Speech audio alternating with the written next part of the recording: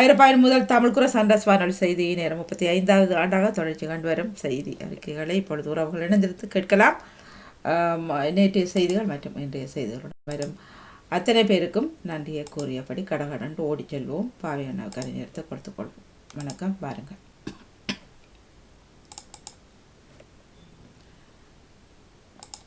வணக்கம் செல்வி நிதி. உற்சாகமான இரவு வணக்கம். சன்ரைஸ் செய்திக்காக இணையவள செய்தி தொகுப்புடன் நெதர்லாந்தில் இருந்து செல்வி நித்யானந்த்.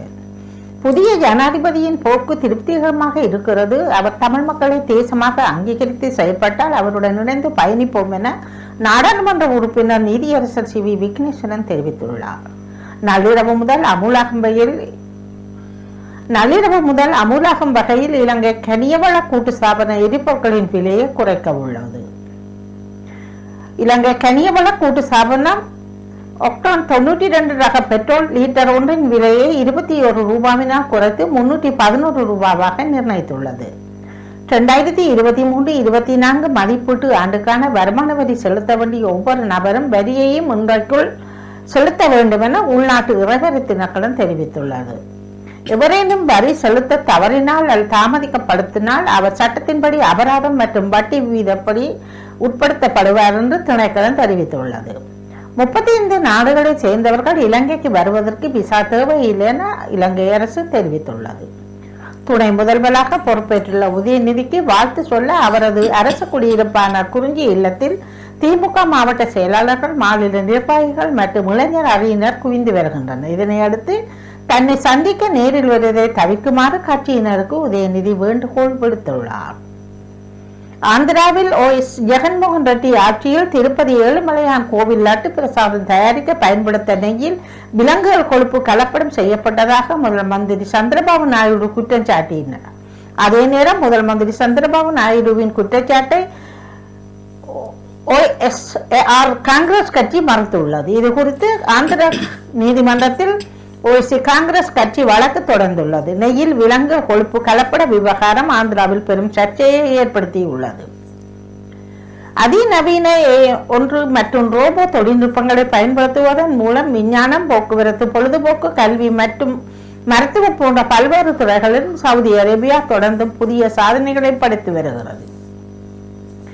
2025 ஆண்டளவில் நோய் தொற்றுகள் பாரிய அளவில் மனித உயிரை காவு கொள்வதாக ஆய்வு தகவல் ஒன்று வெளியாகியுள்ளது. உடல்நலம் சரியில்லை என்றதும் மருத்துவரை கலந்து ஆலோசிக்காமல் தாங்களே மருந்துகளை வாங்கி சாப்பிடுவோர், மருத்துவர் கொடுத்த மருந்தை முழுமையாக சாப்பிட்டு முடிக்காமல் கொஞ்சம் உடல்நலம் முன்னேறியது மருந்து சாப்பிடுவதை நிறுத்தி விடுவோர் ஏராளமாக இருப்பதாகவும், அப்படி செய்வது சில நேரங்களில் உயிருக்கே ஆபத்தாக முடிந்துவிடும் என்பது பலருக்கு தெரியாது.